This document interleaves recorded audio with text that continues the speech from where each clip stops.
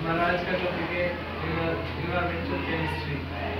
Environmental chemistry एक chemistry का एक ब्रांच है जो जिसमें हम कीमिया और ऑर्गेनिक के बारे में स्टडी करते हैं, उसे हम क्या कहते हैं, इन्वायरमेंटल केमिस्ट्री।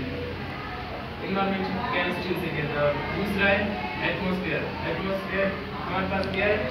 एटमॉस्फेयर एक गैस का लेयर होता है और जो कि पूरी दुनिया के होता है, उसे हम एटमॉस्फेयर कहते हैं। और इसके जो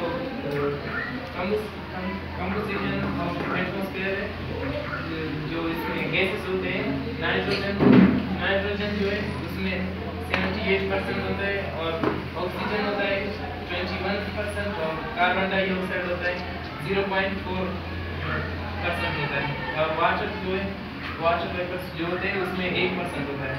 और इसके फंक्शन क्या है? Functions of atmosphere. पहला है एटमॉस्फेयर,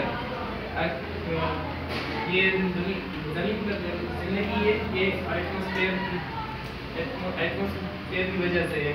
और दूसरा, ये कंबल की तरह मतलब काम करता है जमीन पे। और तीसरा इसका क्या है?